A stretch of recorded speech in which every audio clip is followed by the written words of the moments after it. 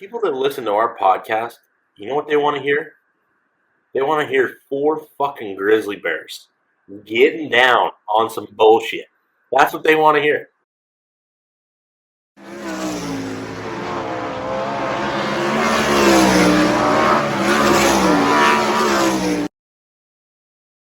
Welcome to the Drivers Project podcast, featuring hosts Dominic Scelzi, JJ Hickle, Sam Hafertepe Jr., and myself, Daryl Turford. The Drivers Project podcast is brought to you by Kaiser Aluminum Wheels. Be wiser, buy Kaiser. Back with another Drivers Project podcast brought to you by Kaiser Wheels. And last week we put out a pod that actually got a lot of discussion going on YouTube. And one of the people that chimed in on YouTube was some David Gravel, or David Gravel actually chimed in and said he'd like to give his thoughts on it. And as the World of Outlaws defending champion, JJ, Dom, Sam, and I figured we should probably let him say his piece. Sam isn't here right now. He should be popping on later, but we do have JJ and Dom with us. David, welcome to the show. Yeah, thanks, guys, for having me. Dom was surprised that I watched the show. Do I watch every single episode? No, but I definitely tune in and watch quite a bit. We're going to edit out the part where you say you don't watch every show. Normally we do updates, but just edit out where he says every, and just I watch every. I don't. I just watch every show. Normally we do updates, but nobody did they? No. JJ, you didn't race. Dom, you didn't race. Okay, so we'll get right into it. David, there was a couple things you wanted to talk about from our last episode. We'll start with the high limit and World of Outlaws discussion. What did you want to add to that, or what points would you like to get across? Yeah, no, it's really interesting, and this charter thing, franchise deal is going to be interesting, and there's a lot of money, coming along here down the pipeline, and I think this is a crucial 2 years for the World of Outlaws to make sure they stay top dog or stay equal to high limit. I think right now and next year, the World of Outlaws thing is better. But if you look at the top 10 in points fund or franchise money, the guy finishing fifth is going to be way happier being a high limit team than a World of Outlaw team.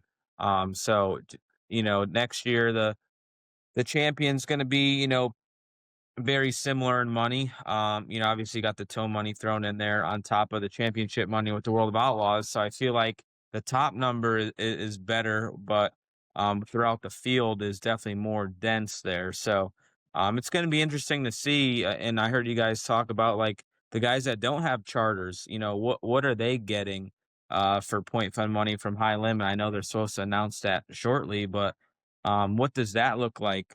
What is the incentive for Logan Schuhart or I don't know, Chris Wyndham to go and try the high limit thing and take a risk for 2 years, and you're not even guaranteed to get one of those last 5 charters. So it's definitely interesting what the future holds there.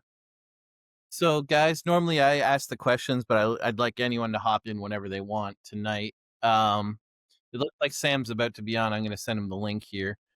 My first question, David, I'm going to kind of focus on getting Sam logged in while you guys talk. David, my first observation is the last 2 times there's been 2 serious shots at going against the World of Outlaws, the USA in the 80s, the NST or NSL in the 2000s. And in both cases, the Outlaws just stayed on their own track and didn't really have to really adapt. Basically, by the end of those years, those series died. Even before the end of the year, those series died. And we kind of have this set up for a question later, but I don't mind asking it now. Do you think you're going to see the World of Outlaws who have taken a don't really acknowledge the high limit approach exists? Do you think the World of Outlaws probably will start adapting some of the things they're doing, seeing some of the things they're doing, or at the very least reacting to some of the things they're doing? And while you guys answer that, I'll get Sam logged in here. Since I already talked, one of you guys could take that. Yeah, so like I had this exact conversation with my brother today, and we were going over contracts, and contracts are going to be something new on the high limit side because this charter money is basically team owner money. And, like, I don't know how your deal looks, David, but I know that a lot of the guys, it's a 50% for the championship money. It's 50% for what you earn.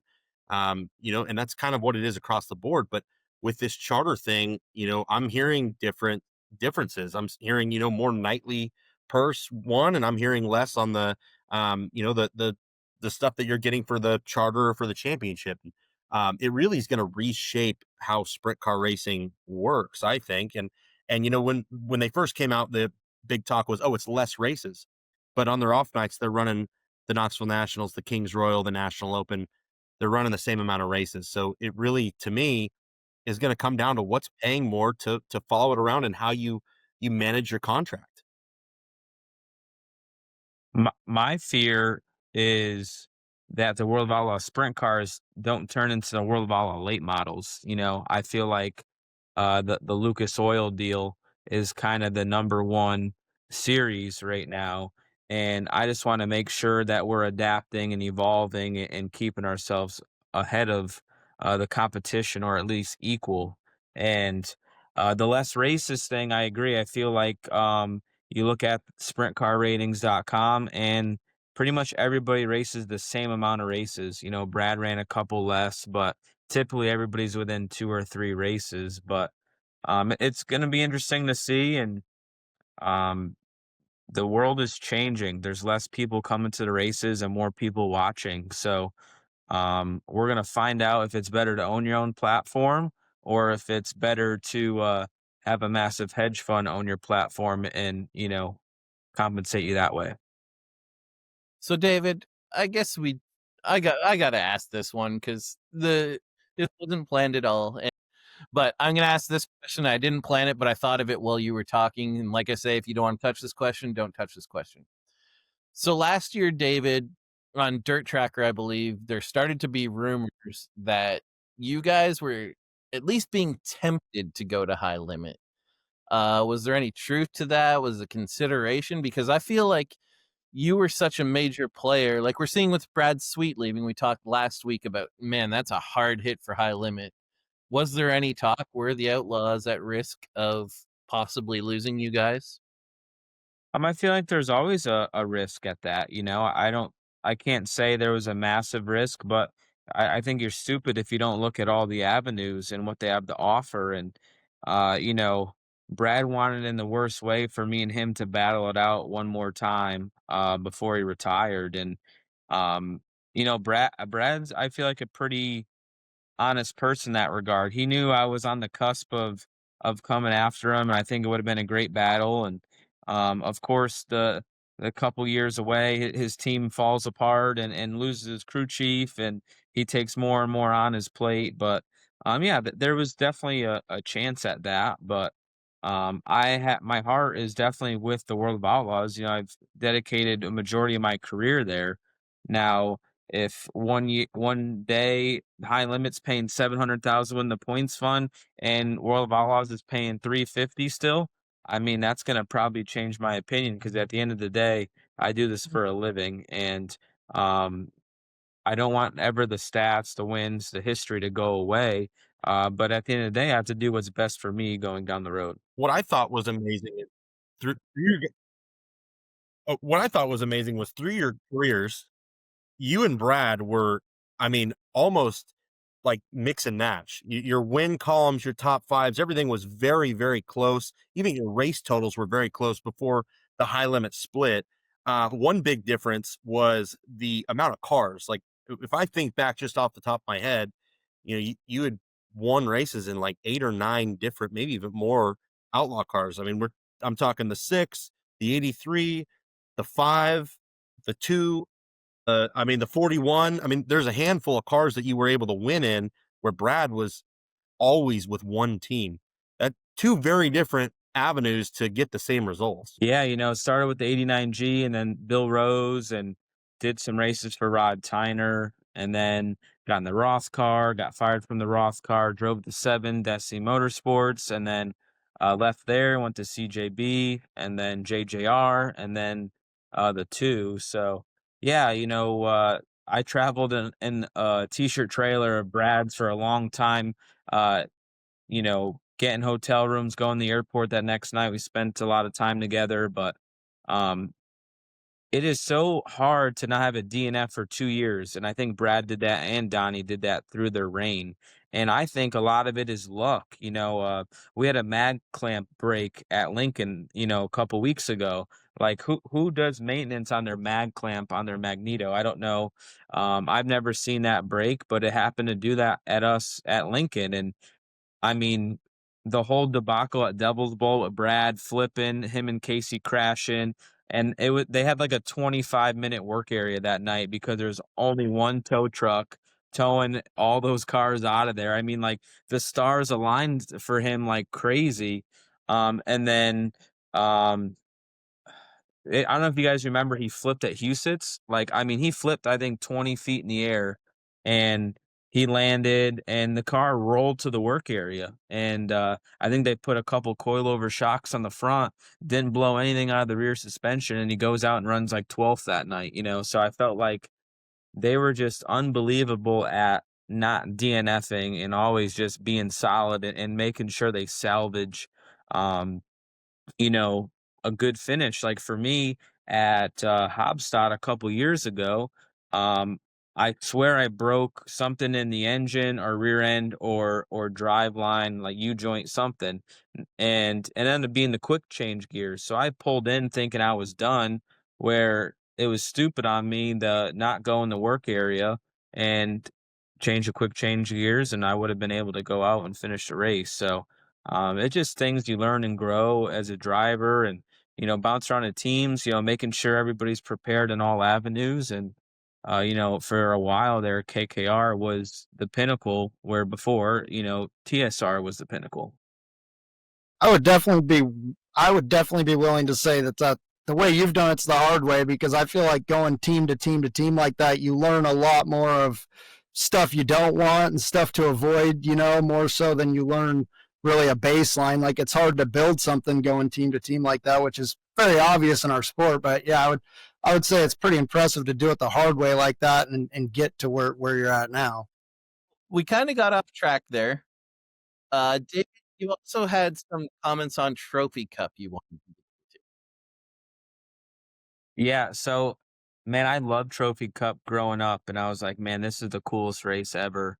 And when I went there the one year with the Roth 83 car, man, I couldn't do anything wrong. We like quick timed both nights, won our heat races both nights.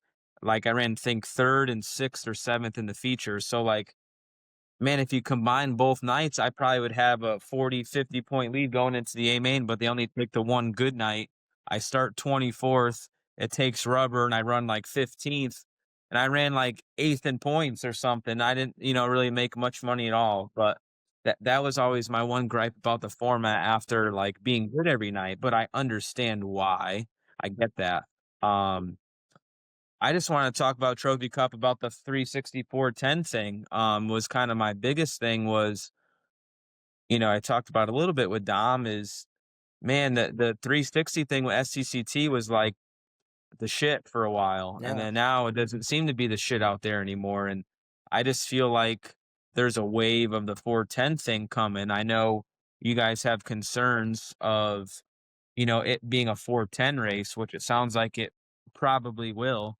But I just don't know. Like, the struggle for me is the 360 thing, and Sam has been around long enough to know that 360 engines used to be affordable. I started in 2007 or 2008 when engine blocks were still not lightened, heads were not ported and lightened, and shit. My first 360 had a Vertex mag. It didn't even have MSD on it, but you could buy a brand new engine for, 29,000, 32,000 from Don Ott, who was the shit back then. But we all know when the Fords came along with, JJR, it made the Chevys look like boat anchors, and they had to change the rules to make the Chevys competitive. And from that point on, I just feel like that class, in my opinion, is a tough sell, especially more today when you had the glory of ASCS, when you had Shane Stewart racing and Brady Bacon and Jason Johnson. And, I felt like the money was actually pretty damn solid back then. I don't know, like, if 360s say go away one day, what do you do with all those engines? Or if it turns into a very obsolete class, like that's the big problem, right? There's so many great 360 engines in our country. It's like there's no good way about it. But on the economic side, I just feel like it's broken today, or it has been for the last 5-ish years. I think there's a lot we can dig into here. My first reason for saying this, and it's my first pushback is I talked to Dom. Dom and I were having a conversation about 2 or 3 years ago, and Dom basically told me there was basically only 24 410s in California at the time. Now I don't know if Dom is that accurate. I would say we probably have 40 410s with different teams, and you're probably going to see 35 of them at the absolute fucking max in one night. And that's like the core of my problem is like the trophy cup needs to be just a ton of cars, and like just from the way Dom's described it to me, there's just not enough 410s in the area to support that as a 410 race. Is I don't know. And what 410s are going to travel all the way there to do it? You know what I mean? Obviously. So And I then think another part of that too, and like, dude, I'm telling you, I'm a 410 guy through and through. I love 410s, and not anything against the 360s. It's just I think the 410s are so much harder to handle. Whereas a 360 is a little bit more stable in the nose, and a 410 just it's a completely different beast. But I think that when you like, if you put the Outlaw show this year at Tulare, and you inverted 24 cars, very few guys are going to be plus 10 spots. There's a good shot that a guy off the front row of the B main that won the B main is going to win it. And that's what my fear is, if you don't get the only two ways it can go is either it stays a 360 race and you feed into that adversity and the discrepancies in the field where you've got the guy that's starting on the pole is, slower than the guy starting 24th by a, not a substantial amount, but he's going to be a couple tenths off to where you can make that up. Or you go the opposite where you have to get guys like David and Brad and Reitzel and Rico, and they're racing a normal NARC show, but you have 4 or 5 real hitters that can drive from 24th to 4th or 5th. Like, to me, that's the only way it works. Because if you, just like you said, David, when it laid rubber and you went 24th to 15th and you got a fucking bag of Cheerios, it's no good for anybody. It has to be a race that's conducive to passing. It has to be fan friendly in the sense that there's guys that are making big moves. And, I think it's harder to pass guys there with a 410 than it is a 360, only because a lot of the 410s are a lot more close in speed than the 360 stuff. There's a bigger diversity. another thing I wanted to add is I haven't even talked to Sam about this, but Dom asked me today we're planning on doing a high limit year in review next week with Chase Rodman, Tony Laporte, and Tyler Courtney, and then at the end of the year we're going to do a World of Outlaw year in review. But Dom has actually asked us to give the ASCS a year in review. I haven't even told Sam this yet, and in that year in review type thing, I think Sam and I are going to go pretty hardcore into the issues of 360 right now on a level that probably no one's really gone to. So I do think we're actually going to address a lot of what David said, because it is a problem, right? Like There's lots of problems. in some ways, I think 410s are way more expensive than people think compared to a 360, and then other ways, David's right, they are close. Like, Yeah, the core cost of a 360 versus a 410, obviously it's not enough to even worry about. Like it's they're so close. If a guy was like, well, I'm going to buy a brand new motor, well, 410s race for more money on average. You'd say, oh, I'm going to buy a 410. Some of the values that probably get lost in the translation of things is, for me to run a 360 cost wise to go up and down the road to race a 360 is considerably less than it costs to run a 410. Obviously, you're racing for a lot less money. Rebuilds are roughly the same. 360s are going probably, I'd say, 10 more nights on average than a 410. The tire bill is That's the big- majorly different. It's majorly different. Like you guys could go to, you pick the track, and you could go to an outlaw show or a high limit show at that said track, and I mean, and we're burning off a set of tires in the feature in every time. You know, like it's very seldom will David Gravel's race team run the same right rear a couple nights in a row. Like it's not going to happen. 360 racing, it happens all the time. I've won back-to-back features on the same right rear tires sometimes. So that's where the major costs are different, the operating costs. But yeah, I mean, the simple fact that we've got the price of the engines the same, that's incredibly stupid. Yeah. I don't know how we ever got to that point. And I honestly, I'll be straightforward with it, is because almost every big 410 team, even smaller 410 teams, all have 360s for the most part. Most do. So when you have that, all these teams that have the endless dollars are like, man, well, I want the best 360 there is. Well, these smaller teams, they have to step up to that level if they want to compete. If they go, like ASCS never touches Knoxville, they never go there. No ASCS guy ever competes at Knoxville besides me. And these guys don't have the money to afford to buy these high dollar engines. And that's what it always was. Now, when these big teams have bought into 360 motors, it's made, like, I wouldn't have the engines I have unless I had to. My car owner wants to know if I go to Knoxville, we got a legitimate shot to win. If we go to, and any of these other places, we have a legitimate shot to win because, say, Justin Peck comes to Volusia at the beginning of the year and they got a new piece. Well, he's super, super fast. Well, my car owner wants to be on that same page, but not all 360 guys can do that. And that is why the cost of engines have skyrocketed the way they have, is the bigger teams have bought them because they want to race these bigger 360 races. And essentially it raises the value of these engines tremendously. Yeah, like I'll honestly say, I honestly think it's like 4 or 5 people that have really wrecked it for 360s. And I'm not going to say their names, but if they're listening and I say this, they're going to know it's them. There are like 4 or 5 guys that literally will like see an engine sitting there and talk to their engine builder and be like, I want a brand new 360. And the engine builder go, oh, and you've all heard this. Oh, everyone's like a year out right now on a motor. Unless you're David Gravel, you're the World of Outlaw champion, they'll probably rush one through. But in general, everyone's like a year out. And then that rich car owner goes, well, what's that motor sitting there? And they'll say, oh, that's so-and-so's. He's just waiting to pick it up. And they'll say, I'll buy it right now.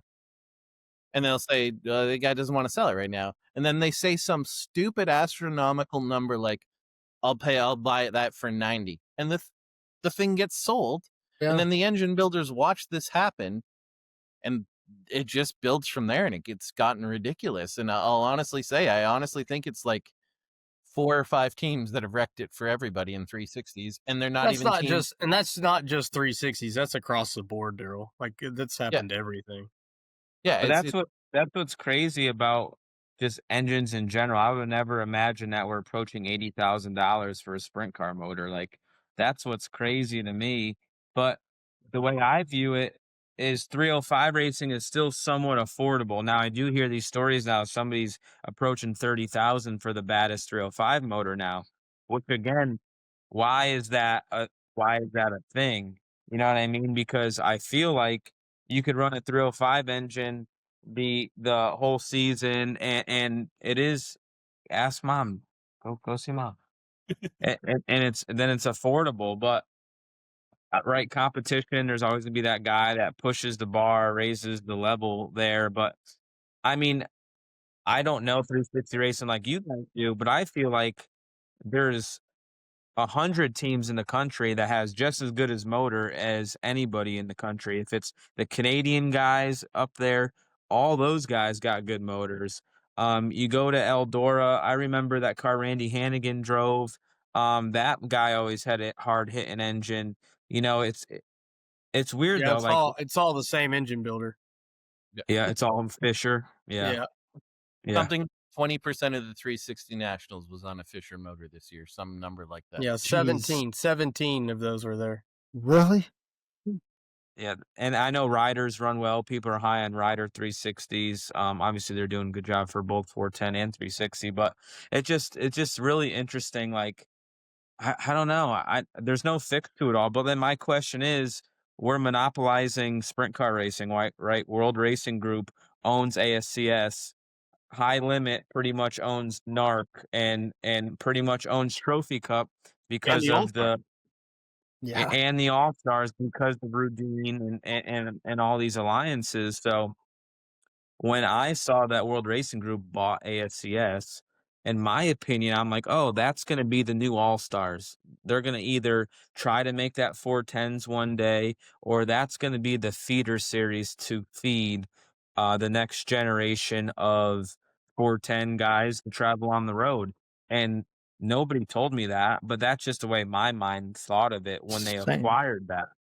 And maybe they're going to keep the 360s for their entirety. Maybe Sam knows more than I do, but I feel like that could possibly be an option if they feel like there's a place for that.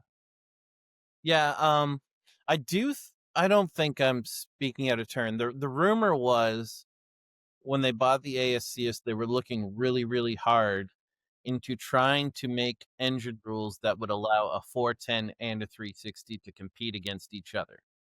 I'm not going to say that as a fact, but I'm going to say that was pretty close. I believe they were working with injections, and they got close on the top end, but the torque of a 410 was just they couldn't keep them even with that. And I think that hurt a lot of their plans. And Sam and I are going to get into this. I don't think they've really had a great plan since then. I think they really thought they were going to be able to make this series where guys could run 410s and 360s. And now this, like, Sam's about to have a meeting where we discuss the future of this, because people are 2 years in going, what are we doing with this series?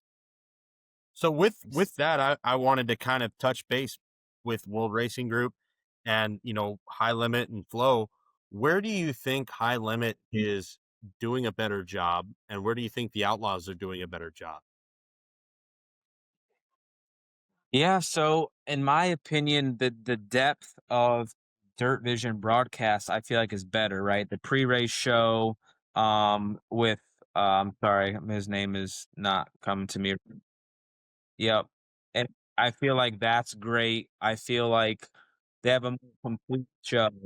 I would like Connor to graduate and maybe be in the booth full time with Johnny, because I feel like it would be cool to have the person talking in there. And I feel like in all of sports, it's never just typically one guy, maybe baseball, but other than that, you always have kind of that sidekick. But I feel like Dirt Vision does a very, very good job. I feel like that's their strong suit. Obviously, their brand and name is a strong suit. And then I feel like just their benefits of guaranteed benefits is something that has kept people around, and why you saw so many rookies this year. I felt a decent amount of guaranteed money. For High Limit on what they did good, obviously a lot of buzz. They're using that Kyle Larson Avenue to their full advantage, having that date in Texas when the NASCAR race is there, and Vegas to start the year. And I feel like there's a lot of excitement around those items. I think I definitely heard that Corey Day is going NASCAR. I feel like Corey Day stayed in High Limit. That would be a big asset for them. But I think that's what they're doing best, and they're throwing a lot of money around in a short time. And is that feasible? Is Flow? Does that not even hurt them at all? But it's frustrating for me as a driver, where the Gold Cup paid $15,000 for how many years, and all of a sudden it's a High Limit race, and now it's $100,000. And we went to Skagit for how long? For Right. 15 or 20,000 or 26,000 on that second night, and now it's 126,000 the first year of a High Limit event. So I feel like Flow is all in on making High Limit successful.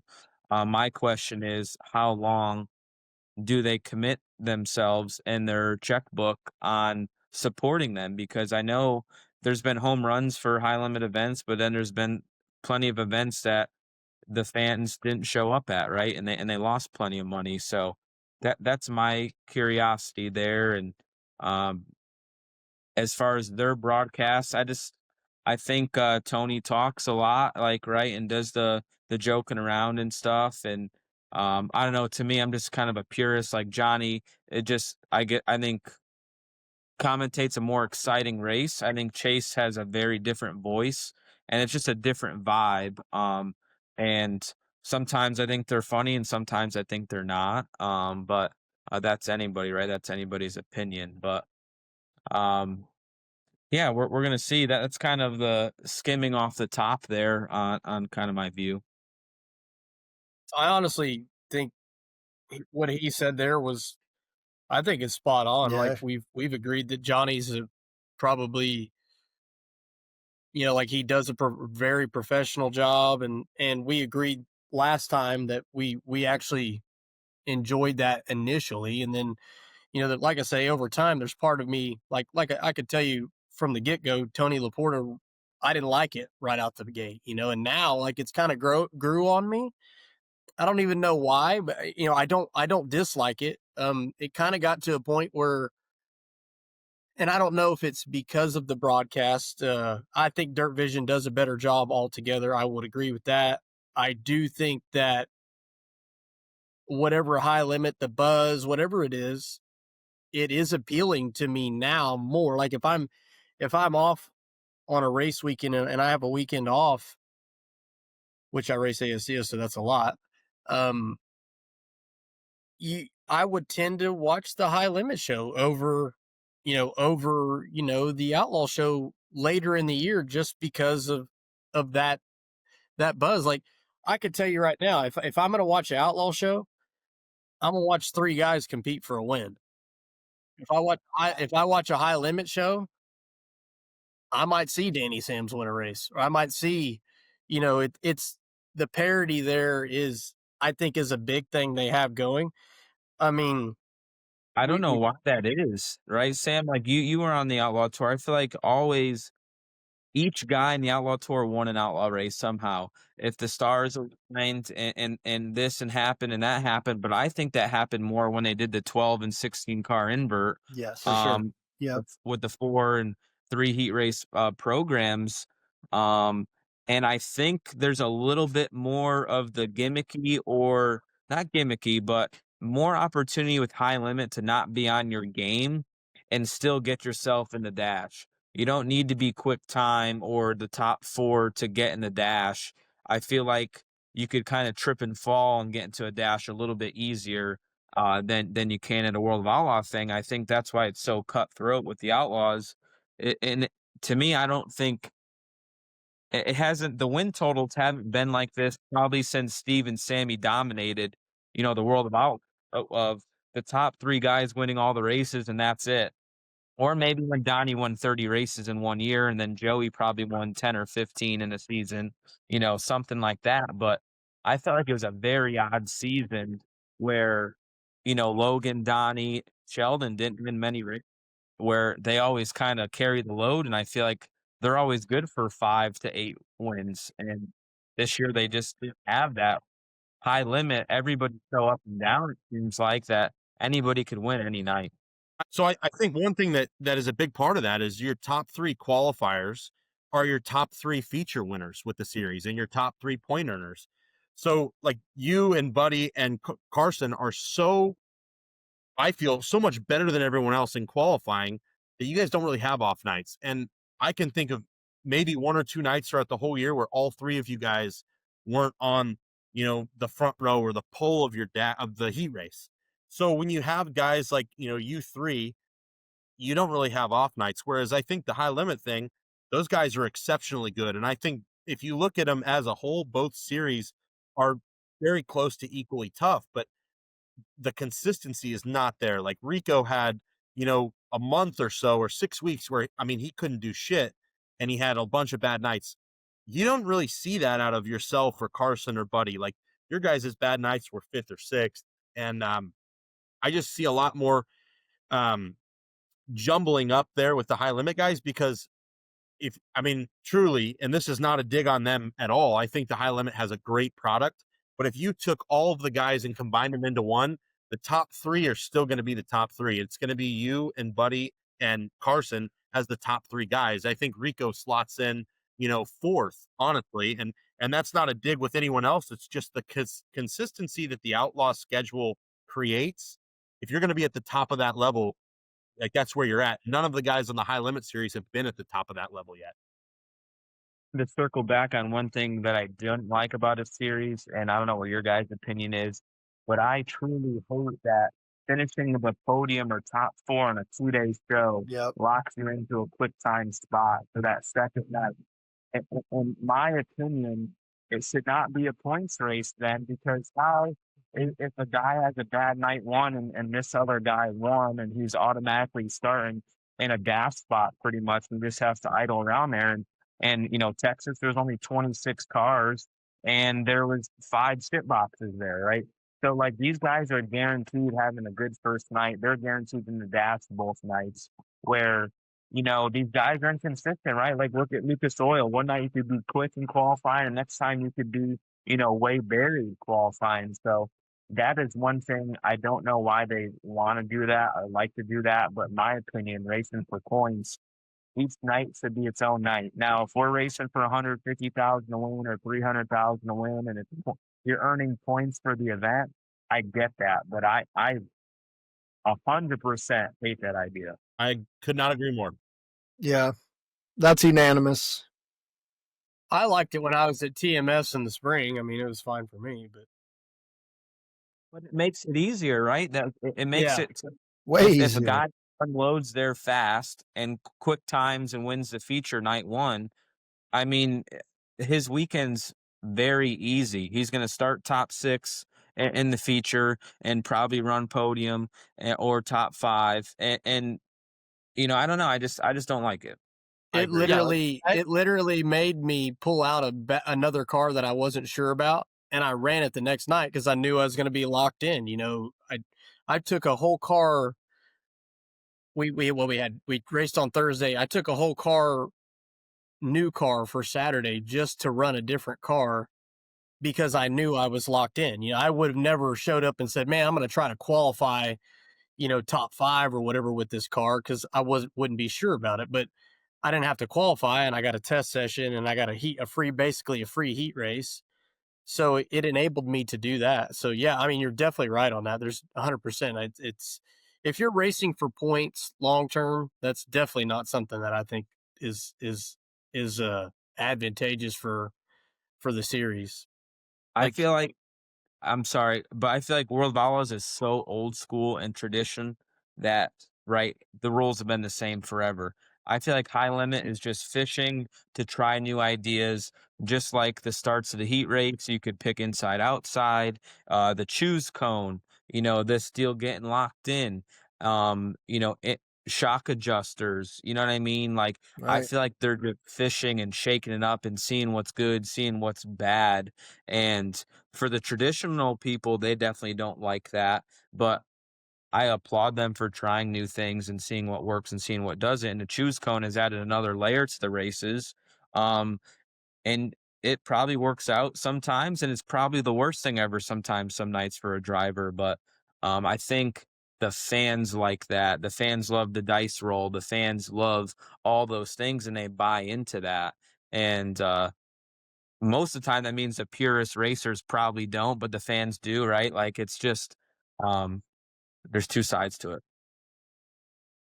So I think some of the stuff that they've done, though, is like, there's hits and misses for sure, but like, I completely agree that the taking 4 for the next night, like, everything should be earned as far as a points deal goes. But I do think that, like, the reason that Sam's talking about rather tune into a high limit shows that parity that's created through the inverts and not having to maybe have such an elite motor program to get yourself on the front row of a heat race. And as a racer, it's more appealing for a guy like me to go and know that I have to qualify, in the top 6 or the top 8 to be on the front row of a heat race rather than top 4. But but yeah, it is, some of the stuff they do does feel like it is a hit. Like, the choose cone thing, even if it doesn't work out for you, you really have nobody to blame but yourself. So it's kind of it's a good deal, I think, but they definitely, there's hits and misses, but I do, like you said, I like that they're trying something.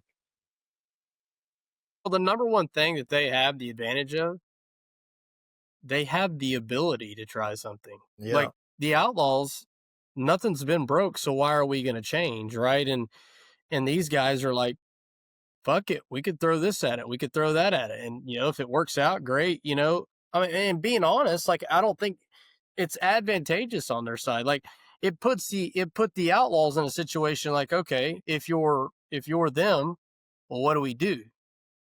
Well, I feel like they've done exactly what they should do. Let's stay the course. We're not changing our program. Let's do what we know how to do. We do what got us to this point, and they've done very well with it. Like, if people, oh man, they're going to overtake the Outlaws. There's no fucking way they're going to overtake the Outlaws. I don't see that happening. But I do think there is a world where both of these still will operate. And David brought up a good point. How long till the money runs out? How long till they decide, hey man, are we still going to keep giving all this money to keep fishing to see how much fans we're going to get to these races? Like, at some point, that does level out. It's cool right now, but how long does it last? And I still think they have something long term there. I just don't see it always being this big long term. I think the new will wear off at some point. I think they have a great product. I think they've done a fantastic job to grow their credibility in such a short time. They've got some fantastic drivers on their side, but I just do feel like the best guys in the country are the top 3 in the Outlaw points. And I mean, I think Rico's had an amazing year. Rico can beat any of the Outlaw guys on any night, but not every night, not consistently. And I think that's what, like, when you're picking the top dog, the number one guy, I feel a little bit of, like, you may not feel this, David, but if I were you, I would feel a little bit of irritation in the fact that there's 2 national champions, when I think that, like, for me, there's a pretty definitive guy who's number one. Well, the biggest frustrating thing is Rico defeated Brad Sweet. And like we talked about before, I felt like, Brad was very good at what he did to win championships, but I felt like, he didn't DNF and certain things went his way where I felt like, to me, like they went the worst they could be in some certain nights. But, a fact is a fact, and Rico did beat Brad Sweet, but I think everybody knows Brad Sweet was probably at about 60% this year. And I think just his savviness, his being a veteran, could carry the car to run 7th through 10th every single night, no matter if his car was dog shit or not, right? Like, that's where he's gonna finish. And I think I saw in sprint car ratings that I think he actually had more top 5s than Rico did this year, and I could be wrong there, but him getting hurt and then him just not having the ability to win races like he's used to, winning just a couple or maybe 5, where, he's accustomed to winning about 8 a year, and in a good year, he'll win 15. So I think that's where Rico had the ability, and how the points are structured with high limit. I believe you're earning more points in the top 5. So, like, winning a race is huge. And I think that's why the points are close, because it's like 1 point per position, I believe, outside the top 5. So, you get on a roll, like, that's tough, right? You guys could say that, the best 3 teams are the Outlaws, which I probably agree, but you don't know what Reitzel's season looks like if he ran the whole season, and you don't know what Sunshine's looks like if he ran the whole season. Sunshine did struggle to start the year in comparison to other years, and Reitzel did great for the beginning of the year, but man, the one that sticks out to me is Lernerville for Reitzel. He had just a terrible weekend at Lernerville, and I'm not really sure why. I feel like his car has speed in qualifying, and that was just a weekend. I feel like that really stung for those guys.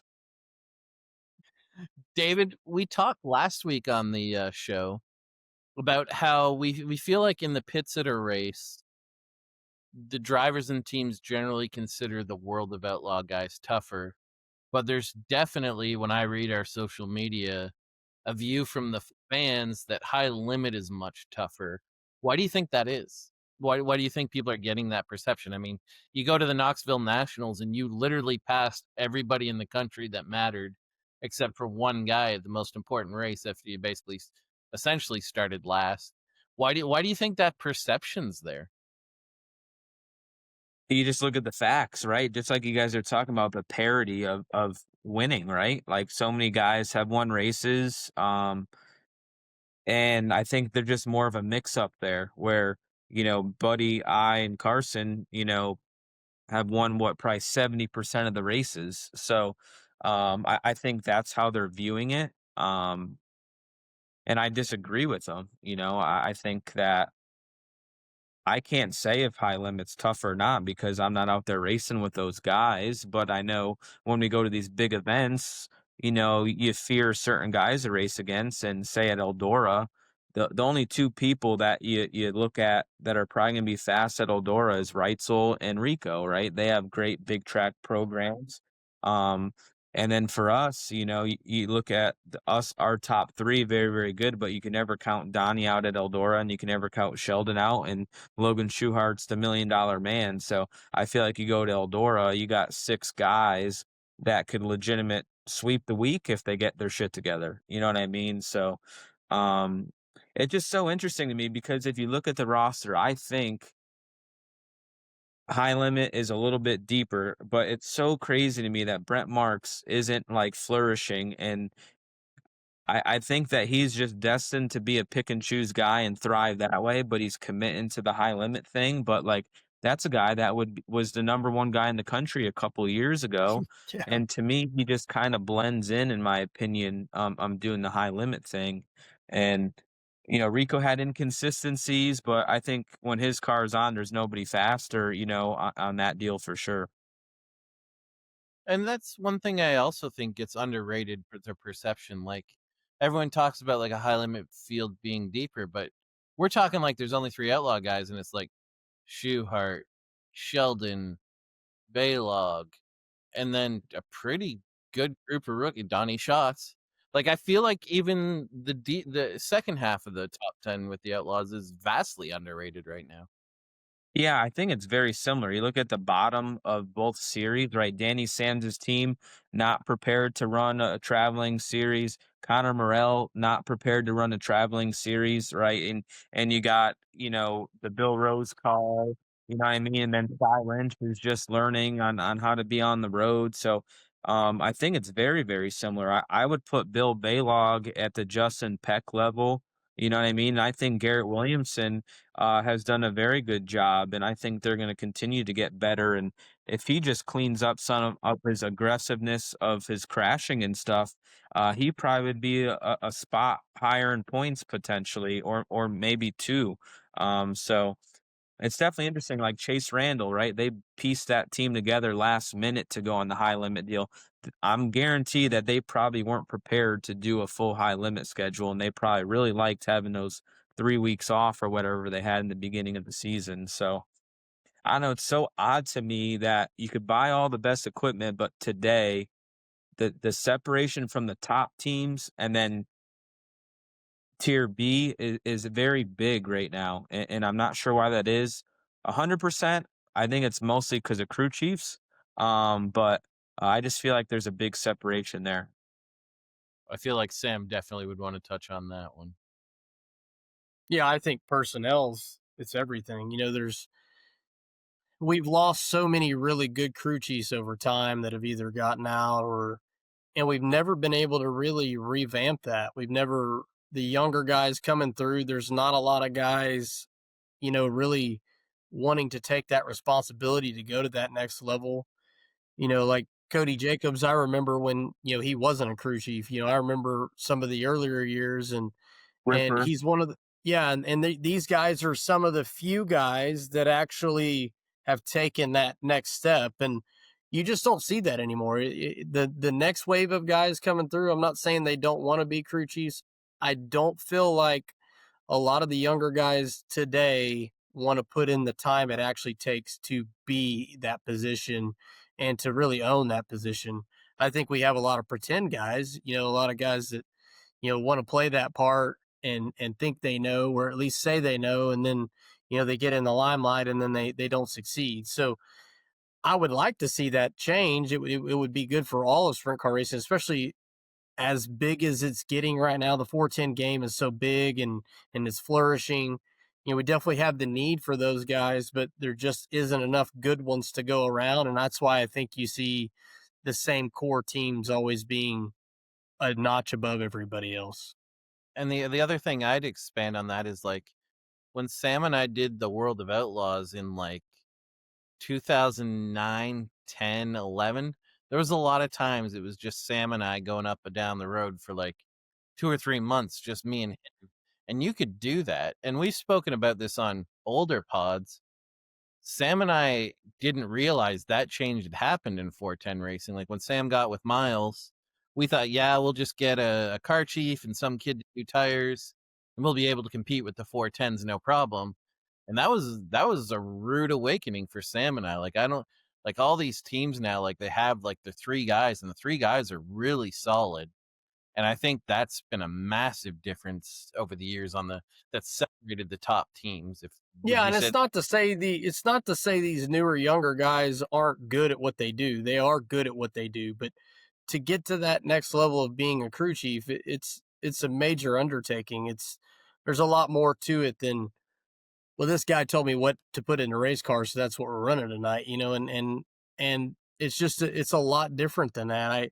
I feel like, like Daryl was saying, probably I would say around 2015, 2016, I really feel like the World of Outlaw sprint cars took a huge turn in that direction. Like everything started, it started being a lot harder to compete with just, a guy like me with a couple crew guys that were just, maintenance guys and stuff like that. Like you needed those 3 really solid guys. You needed that crew chief. And now I feel like to be competitive out there, you have to have that night in and night out. I feel like a guy that's good in his region can come make a good showing with the Outlaws or High Limit, maybe a couple races a year, but never consistently. They couldn't pack up for 4 or 5 weeks and solidly run decent. It just wouldn't happen.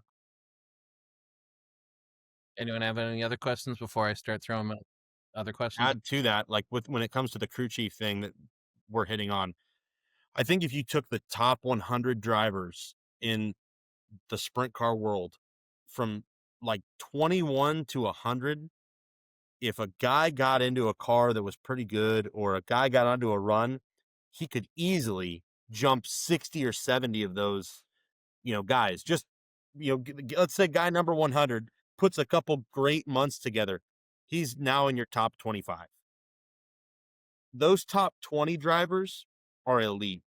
And I think with the crew chiefs, I think it's even tighter to like there's 10 elite, incredibly dialed in crew chiefs in the sprint car community. And there's maybe another 30 or 40 pretty good guys on the wrenches, but you have a handful of elites that will raise elite drivers. Those top 20 drivers and top 20 crew chiefs, when they're together, I mean, they're damn near unbeatable. I mean, they're that good. Like you think of a Brent Marks right now, they're elite on both ends, and they're 4th or 5th in high limit points. But I mean, we saw him sweep the Eldora week a couple years ago. I mean, same team. So to me, those elites from the driver's side and the chief side are so on their game. I mean, a David is just going to, not you, David, but like I'm talking David versus Goliath. Like this little guy, it's really hard to go in there and beat those big guys. I remember Travis Jacobson winning, right? And all these random guys winning outlaw races, and it obviously Dave Blaney and Dale Blaney won Sharon, but I mean they got the advantage at that situation, in my opinion. Yeah, but that goes back to what you were saying earlier. We used to invert, the 16 or whatever, and I think that's changed things quite a bit. Like if they did that today, that would be majorly different. Like I think that it would shake things up a shit ton. Yeah, like I always say this stat, and I've said it on the pod before. when they did I would run the numbers of what was the most common position in qualifying for feature winner. The two most common qualifying positions for a feature winner when we were inverting 16 was 13 and 14 the year I did it. Like, and I don't think people understand that. Like, you always see these fans wanting these massive inversion races. And I honestly think we've gotten really lucky with the races we do.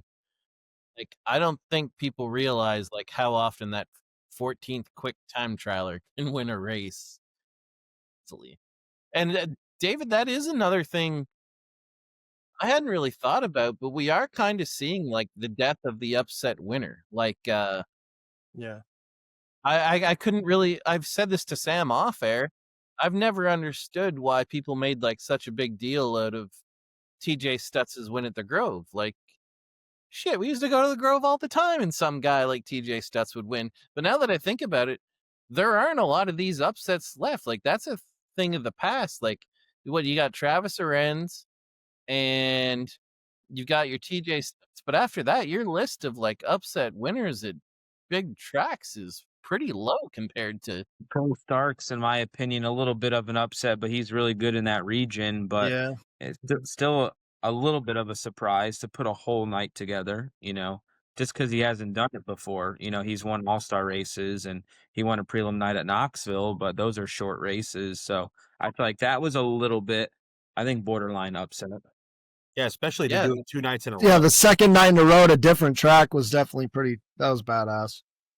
I think that's also the reason why like the Bill Bay log has been everybody wants to see that, right? Like the underdog story. And honestly, it's like, to me, he's not an underdog anymore. Like he's surfaced, you know what I'm saying? Like he's turned that corner, but to see him get the win earlier this year, just stuff like that. I feel like that's why that's so cool for the fans, is because we don't really get to see that anymore.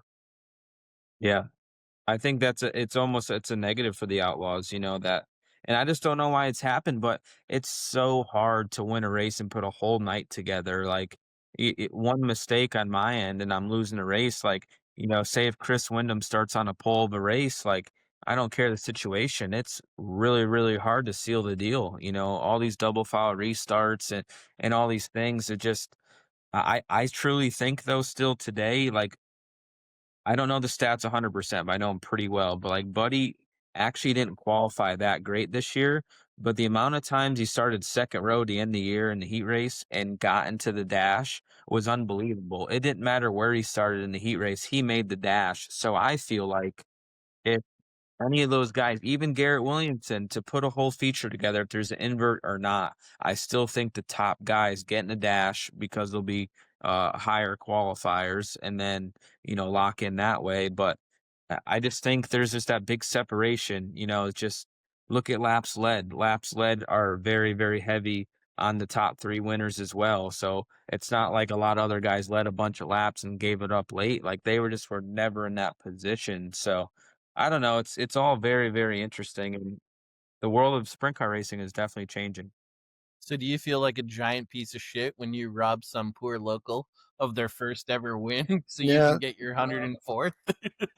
But like I haven't even been in that situation other than Oswego with Connor Morell. That's the only time that I could.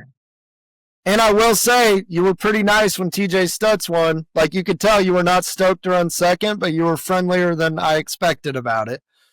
Yeah, I mean, I thought I was going to win the race, and he got his wing back, and it was like the track took rubber for him, and he was just like locked down. I was like, holy shit! Like these last 3 laps, he was amazing. Like he did a good job. You know what I mean? And you never want to lose, and especially to a surprise winner like that. But shit, I was happy for him.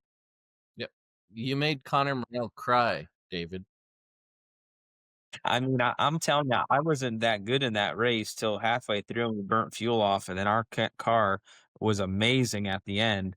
But like, shit, it's hard to feel good at Tweegan when you're going that slow with no grip on the racetrack. But I'm excited to go back for 2 more days. Luckily, Daryl, he was able to wipe the tears with his tub of towels. Yes, had to be said. We always get Morale. That's America. We always America. get Morale with his tub of towels references, man. That was better than the last one. He did a great job that night, He though. did. I mean, I don't think he's I don't improved think a he cried shitload. because he ran. I don't think he cried because he lost. I think he cried because he was happy to run second. To be honest, Yeah, no, I'm he was being- frustrated he didn't win. I mean, no, it was definitely did. actually a very good, like, passionate interview, but he was definitely Yeah, it was an excellent- frustrated because he may never be in that spot again. You know, I mean, that's what he said in the interview. Like, he gets it. I remember running third to Brad and David at Hanford, the last outlaw race they had there. And like I was all over Brad, and I dicked up on a restart, and David got by me late. And I remember I was like, I didn't even want to be on the podium. I was so mad. David's like, "Oh, dude, like, good job. Like, you ran third." I'm like, I want to shoot myself right now. I was so mad about it. But I mean, it's so hard to beat them top guys. Yeah, we could do a pod probably on our heartbreaks against the world of Outlaws. Like, we can do. I have quite a few of them. And I still don't think people grasp, like, when they hear David talk about, like, how hard it is to put a whole night together. I don't think people truly understand that. Like, when I Coming think from a guy that's already won 16 features or however many he's won, that's coming from a guy that's done it a lot, you know? yeah, like I think of every single heartbreak we had, and what amazes me about the top level is, like, Sam can get a lead in an ASCS race, and it's rare to have like a 3-4 comfortable margin where you're just like hoping traffic doesn't mess up in front of them. But with the Outlaws and High Limit, it blows me away that when you're leading those races, you are very safe. Like, there is just always pressure on you, and I think people just massively underestimate how hard it is to put a whole night together. Like, I truly think that a 20-win season for High Limit or World of Outlaws, it might not happen again. Like, I know I got to 16, felt like it's been an amazing year, but we're still 4 away, you know? Like, I don't know. I don't know. It's going to be a hard task to ever happen again. I was going to ask you, so you guys got out to such a really good start to start the year. And then, you know, even it's not like you guys fell off, but it felt like to me, like, as a guy from the outside looking in, like, what do you think changed? Do you think you guys were just better prepared to start the year than everybody else? Or and they bridged the gap from where from where they were? Because like, it felt like if you're a guy watching, it looks like you guys slowed down a little bit maybe, and everybody else maybe catches up. Do you think you guys just had like a huge advantage to start the year and these guys caught up? Or do you guys get into the point where you start driving differently because you've got this big points lead and you're not trying to get rid of that? Or what is, like, what do you think changes throughout the course of the year? Obviously you're still winning races, but maybe not at the clip you were at the beginning of the year. Yeah, you know, sometimes you just don't have a chance to win the race. You're just not as good. But I felt like, so I believe right now our average finish is 3.8, I believe, right? So in my opinion, that's amazing, right? But to start the year, Buddy had a very, very rough Volusia. And then I feel like after the first month or so, he's been good all year. But he definitely won more races. I feel like Hussett's week on, right? Like, I feel like he turned another gear a little bit. Carson struggled to win races there for a long time, and then he got on the streak where he won like 3 of 5, or, you know, he got to win some races, but they had a bunch of DNFs. And I think that's what's, you know, hurt them for sure, is they've, I think, blown up a couple engines, and I think a crash or that beadlock bolt deal at Peevely, right? They've had a bunch of little different things happen. For us, we've had a crankshaft failure in Wisconsin that DNF'd us to, I think, a 21st place finish. We had that mag clamp break at Lincoln, and that made us finish 26, so that scores us 24th. And then you have that debacle at Bakersfield with the checkered and my flat and stuff like that. So there's 3 big situations there where I was running second at Lincoln, I was running second at Bakersfield, and I was probably going to run 8th or 7th or 8th at Wisconsin. So you fix those 3 nights where it had nothing to do with my team, had nothing to do with any mistakes I made, and they're just strictly part failures. And really, the points, are definitely looking a lot different. So I just think Buddy turned it up in the sense of just being more consistent, and it just seemed to be like me and Buddy every night, right? And it didn't matter what track it was. It was just me and Buddy for the last 30 races, say. And that's something I wanted to kind of touch on. Like at the start of the year, I said Buddy had an awful start to the season, and I think these guys thought I was on crack because like Buddy would run like 7th, 11th at Volusia. Like I don't remember the exact results, but these guys were like, "Well, that wasn't terrible," but in my eyes, that was terrible because you are talking about like a 3.8 average finish. Like those are disasters in a World of Outlaw race. That 3.8 finishing record, like, do you feel like that's going to be a tough standard to meet for in the future? Because that number to me is insane. 100%. Like this year, there was never a night that we like unloaded and man, we're just like terrible. Last year we went to Merced. I was the last car in Merced. I tried to hammer the cushion as best I could. There was nothing left, and I qualified like, 28th or whatever, and had to piece together a 16th place finish that night. Like this year, that didn't happen one time. We just always put ourselves in position, and I'm just so impressed what we've been able to do to qualify as consistent. And I don't know what my average qualifying deal is this year, but I believe it's in the 3 range as well. And I don't think I've been anywhere close to that in my career. Like I think I've probably been 5th or 6th maybe, but I think consistently unloading close is what we just thrived on this year. And why that is, I don't know. We didn't say the same stuff as last year at certain places and did others. And, Cody just got me comfortable, got me confident, and just always provided me with a car that had grip in the racetrack early in the night and put ourselves in position. Now, how much longer do you think Cody wants to do it? I don't know, not forever though. I say he's got a couple years left, 2 or 3, but that could change. Barry Jackson's been trying to retire for 20 years. But shit, he might say after next year he's done, you know what I mean? And I don't blame him for it, In my opinion, he's put in the work and luckily he's got himself in a good position now and making a great living. So to me, I know it's a people sport and um, we don't have that follow-up guy. We have a great car guy with Pete Stevens right now, but he's not a guy that's taken over Cody's position. Pete's got a couple years in him doing it for fun. He's an older guy and he's doing a great job. And Zach is a tire guy and, he's not at the point where he's going to jump up 2 levels at the race team. So, yeah, we just, how this is, Dom, right? You probably never thought you would have um, your crew chief that you got rid of this year ever on your team, and then you probably would have thought you'd never race without him. You know what I mean? And now you are. It's the way the sport, goes and changes year to year. Like to me, you could maybe see the future of 2 or maybe 3 years out, but other than that, man, this sport is always changing. Now, what do you guys have as a team that you want to accomplish? I mean, you've pretty much done it all now. I mean, the only thing I could think is the Knoxville Nationals together. Correct. Yep. Knoxville Nationals for sure. Okay, so what do you think makes y'all's cars you feel like so much better when you unload? You said you had good grip at the beginning of the night. Like, do you think your grip level is what makes you guys so good more often than other guys? You think that's what, or is it like your car rotates better? Like, what do you think the attributes of what your car does makes y'all consistently better than the average car? What we're Yeah. asking is what bars do you guys have? Shock Yeah. everything blocked. You get some ride heights. Everything. Just if you want to just show us a paper. Yeah, I'm sure Cody will be more than happy to give that to everybody.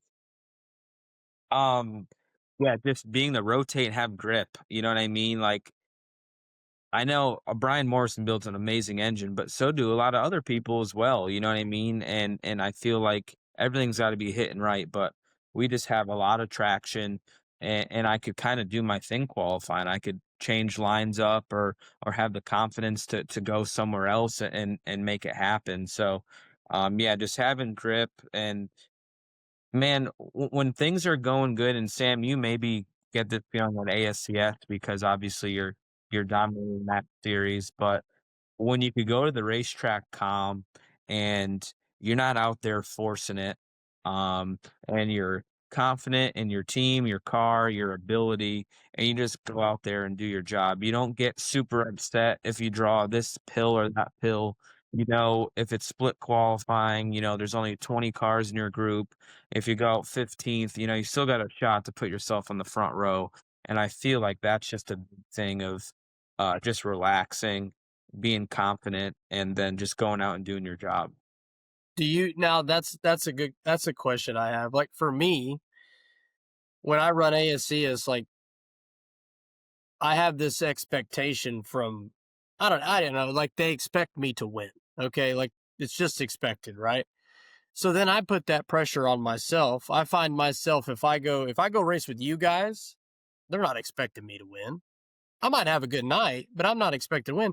Like I have an easier time going to race with you guys as far as like the tension I have.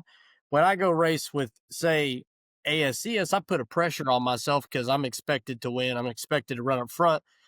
But you say you don't really have that. You're more comfortable and more relaxed because you're confident in your race team, I guess.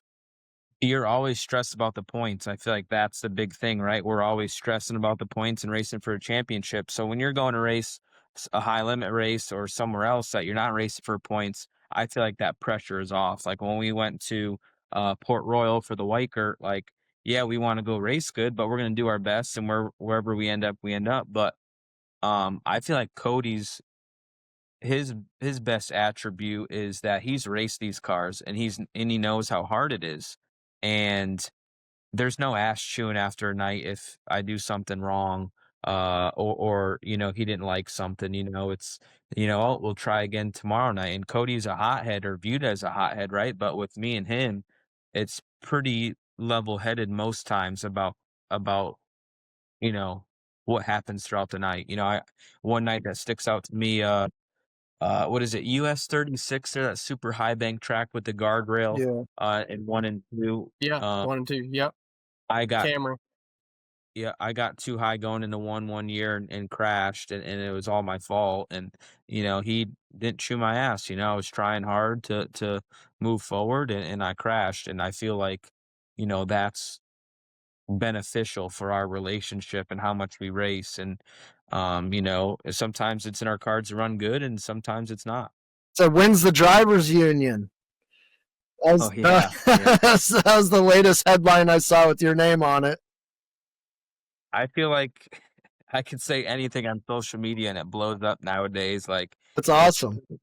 It's pretty amazing, messing with the most popular driver in the country does. It's just like, I got trolls everywhere on doesn't matter what platform. It's ridiculous. But it's all in good fun. But yeah, the drivers union, I don't know. That's the Chaz coming up with that idea, but I think there's some merit to it. But I think we need not an owners union, but we need like a sprint car union on these rule deals, and not just have high limit make rules up, or not have World of Outlaws rules, make up. Like we really got to get together, I feel like, as a country. If it's, somebody from Knoxville, somebody from PA, somebody from, if it's Indy or Ohio, probably Ohio, because that's a hub, somebody from California, and then maybe a representative from each traveling series. But I know there's the Sprint Car Council already, but they don't make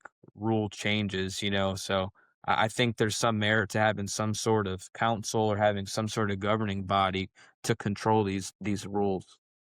Did you run a adjustable shock when you went to Port Royal? Nope, never had the inflator deal or an adjustable shock. So, David, one story I always wanted to tell, and you'll know where I'm going because we talked about this in PRI, because you added to the story. But the story I always tell about David Gravel is the first time I ever finished on the podium with Sam. was at Lebanon Valley. And it was a makeup race. And Sam ran third. I think he got someone on the last lap. We got on the podium.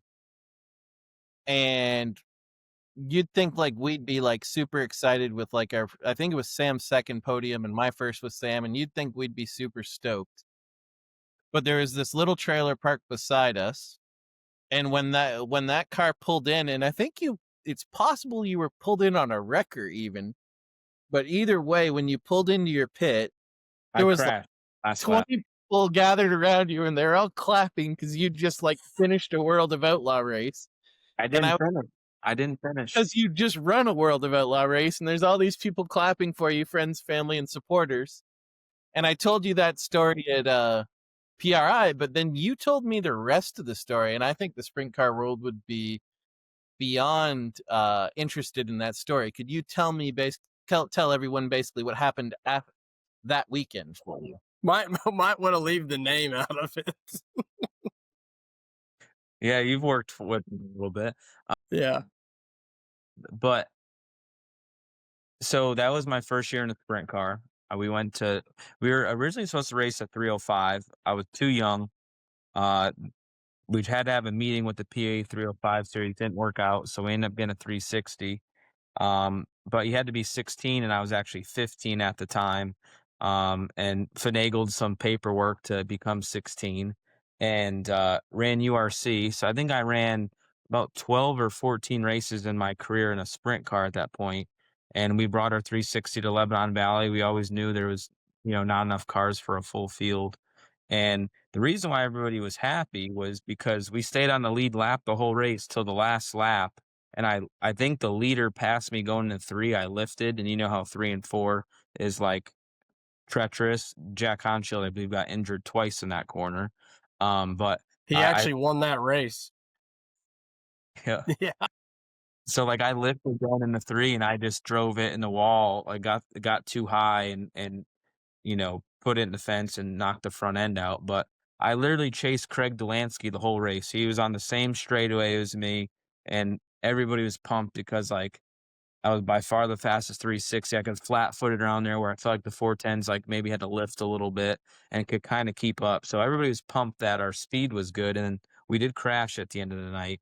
And we came from a URC event. I don't know if that was on a Sunday, but I feel like Lebanon Valley was always Sundays. So we raced somewhere Saturdays, and URC ran American Racers, and World of Outlaws ran Hoosiers. So we had shit flying everywhere. This is just a bunch of Connecticut people that never race sprint cars, and we're just making it work and happen and trying to have a good time. And we were parked next to Donnie Schatz's rig, and we had shit flying everywhere. And one of the crew guys said, what is this, a effing swap meet over here? And my sponsor, JRC Transportation, Ray Capella, he was there, and he didn't really like that. So I guess showing my promise of I could keep up decent with a 360, that off season, he did this all on his own. And I don't think everybody truly knows like what the 89G was, but he went on his own. He bought Chuck Swenson's yellow X trailer, if you remember him back in the day.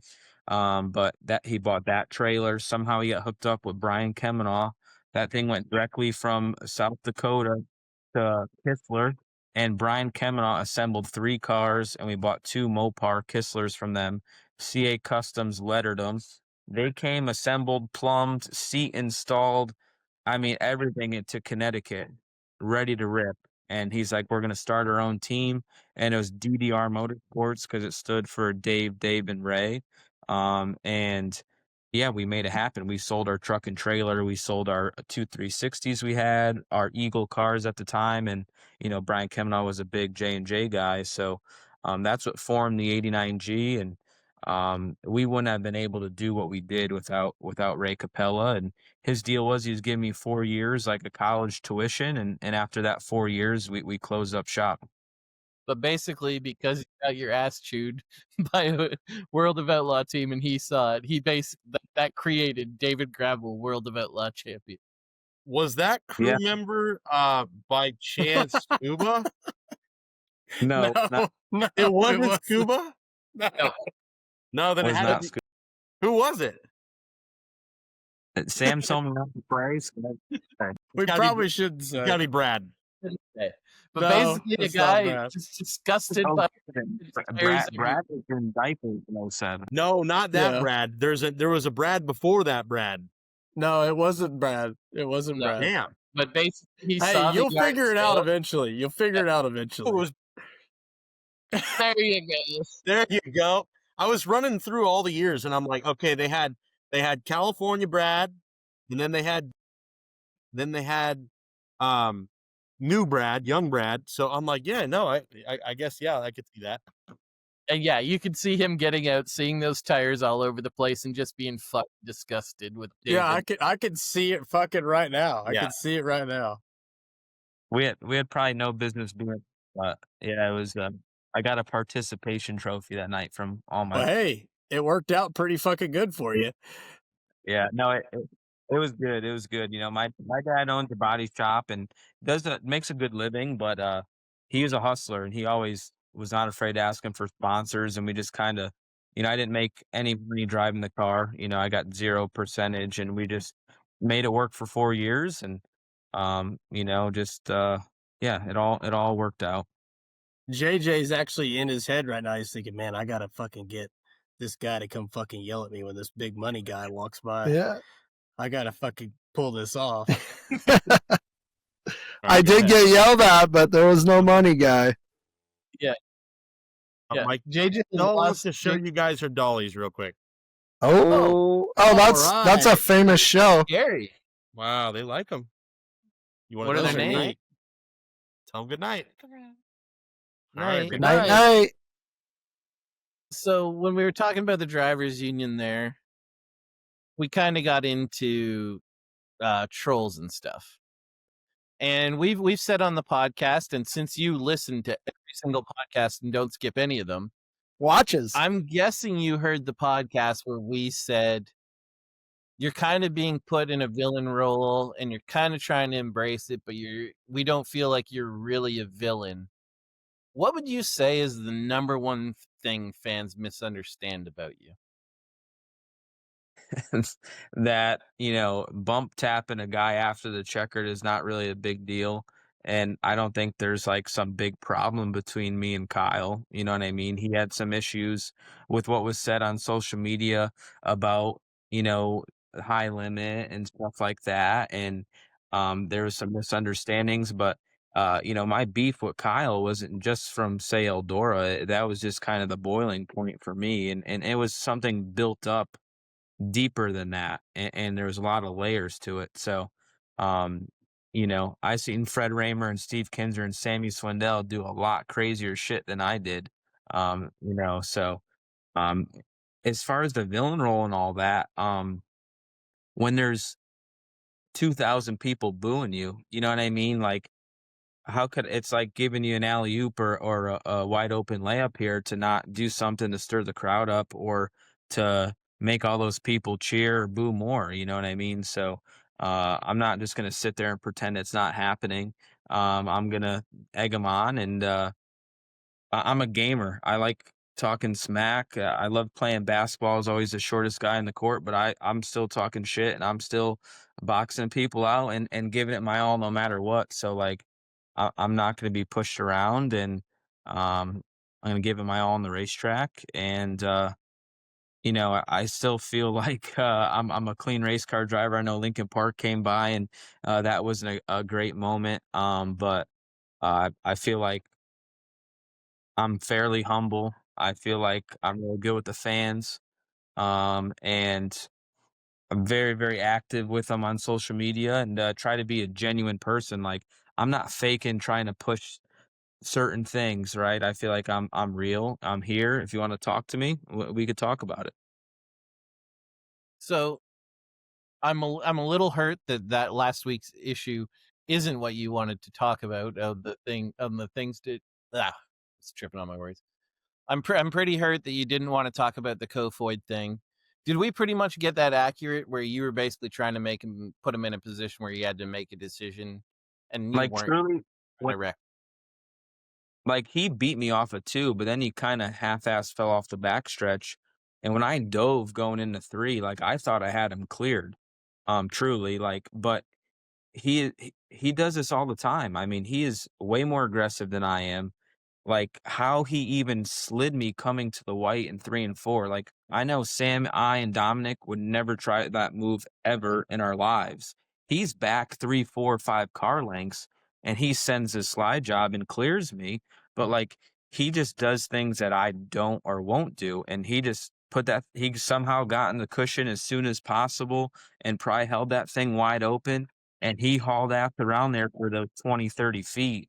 And got to directly side by side with me, and I truly wasn't expecting that. And the reason why I went short on the slide, because I thought I had it and I want to get to the cushion as soon as possible. Like, if I thought I wasn't going to clear him, I would obviously dove a little farther, because how that place is, you could cut off a lot of corner diving, but it would hurt your exit. But yeah, like, I did nothing in my mind malicious, and I didn't try to crash him or anything like that. And I thought when I fired off in there, I'm like, oh, I'm gonna, clear him. But I told him he scared the shit out of me. Like, he surprised me that he got there that fast. Like, he recovered amazingly. So, did you notice, JJ, that he said I Sam did. and Dominic made that At move? the end of it, I was going to be like, I did notice that. Well, he's seen what you did in Oxford. That's why he's saying that. It's been a tough year for the old reputation. I'll tell you what was crazy about that move, though, was Buddy wasn't far from fucking clearing you. Like, yeah, he was really close to squeaking by with possibly no contact. I mean, I'm saying 6 inches farther forward, and he clears you. I think honestly, connecting. I mean, it blew me away the speed he gained from off the racetrack, off the back straightaway to fucking the apex of 3 and 4. I'm telling you, if you don't short slide there and you do a long slide, he beats you anyway, because he carry in and he just turn. I feel like he'd turn off and drive by you, to be honest. Like, I feel like for you to win that race, you had to short slide there with the speed he had coming into 3. You know what I'm saying? Like, if you would have long slid, I feel like he could have got to the middle and just turned down and maybe made more shoot speed. I don't know. I think so, though. And if Kenzer or Sammy do that back in the day, it's just celebrated and everybody thinks it's awesome, and there's no social media, Yeah, nobody. It's just. Yeah. Well, and it's not like David doesn't owe him some anyway. I mean, being real. I mean, Sam's just on here, just loving it. I'm just saying, it's not like David doesn't owe him some from earlier on and last year. So it's going to be a fun rivalry to watch, though. I think it's shaping up nicely. If we put tally marks down, it would be like David 1, Kofoid 3 or something. And again, my whole deal with all the past stuff is Larson's deal. We're doing this for 4th, 5th, or 3rd or whatever position. This is the last corner for a win. You know what I mean? Like, there's layers to all this, and points racing to all this, right? Where, to me, I'm in all these points races. Like, for Buddy, it's the end of the year, it's the last lap, it's for the win. They're just all different scenarios. Totally agree. Yeah, but would you agree Buddy's cleaned up quite a bit, though, don't you think? Yeah, I think so. He runs as aggressive as you can. He drives just like Larson, just like Rico. He drives like the California-bred aggressive race car drivers, and I think that Buddy has matured. Yeah, I see that too. The biggest one was him and Macedo at Huset's, when Macedo drove through the side of him, and he came back and passed Carson cleanly, where he could have easily just dumped him or did the same thing back to him, and he won the race. And, he did it the right way. I thought that was a big maturity for him. It was like a year and a half ago or whatever. So, in addition to you never missing a podcast, we've generally heard a rumor that your crew actually does listen to the podcast. We're going to give you a chance. We're assuming every single time we've said something that pissed them off, they've probably just motherfucked us. We're going to give you a chance, though. Of the things we've said about David Gravel, What have you just been screaming at us, just wanting to say like "fuck you" about, or that we got wrong? What would you like to counter from shit we said in the past, where you're like, these idiots got it wrong? I honestly can't think of anything. I feel like when you have 4 or 5 people on your show, you have a lot of different opinions, and they're all not going to be bad. Everybody looks at things differently, so you know, you don't agree with certain people sometimes, but nothing that sticks out to me. Damn Yeah, it. Daryl's getting happy because fucking Toronto's winning 6-1 in the Dude, bottom they're of the ninth. smashing them. I'm because I didn't get to run my JJ last week after the Toronto Blue Jays took out the Seattle Supersonics. Fucking devastation, Daryl. It's been a whole. Everybody talks about how long it's been. It's been never for the Mariners. The Mariners are the only team in major sports to have never been in. I was watching it with in Washington with my best friends from school. Like, this could be the best day ever. And it was not the best day ever. Yeah, and guess what? It still isn't. No, back to Seahawks Talking season shit now or what? David was supposed to talk shit about us talking shit. There clearly has to be something that pissed him off, but he doesn't want to say it. I texted Dom and asked David to come up with a talking shit segment. Dom, did you send him the text? Actually, we talked about it when we got on. I'm like, Daryl wants you to talk shit. Yeah, I know there's no way he sent you the text because he still hasn't texted me back from 2 weeks ago. So yeah. Did you look at one of your show the we already did this. Yeah. You have 591. I'm down to 534. You've been diligent this week. I'm one of those. Yes, you are. Yeah. So, David, do you have anything you'd like to talk shit about? I just I feel like people are soft nowadays, and I feel like with social media and replays, right, there's nothing missed nowadays. You guys just said if Steve or Sammy did something with no social media, it was all praised, right? So our world is changing, and I'm going to embrace it. And I feel like the World of Outlaws social media numbers are by far up this year, and I feel like it's a little bit because Kyle Larson and I. So, I loved it. I thought it was awesome. That exchange was fucking. Yeah. So that and Cody's been good too. Cody's had a few pretty awesome segments of sound bites. Actually been a little more popular than you this year. Yeah, that's for sure. Yep. You never know what Cody's going to say. There's no filter there. So that's something I do. I've gotten that impression from you. You're very surprised that this turned into something really big, like the Eldora thing. Is that a fair thing to say? Like you're surprised people were so sensitive to it? Is that a fair statement? Well, I just don't think it's that big of a deal. You know what I mean? I mean, there's run-ins always with people, and people are upset or are not or what, and everybody just views it as that one race, and it's not that. And yeah, I don't think it's that big of a deal.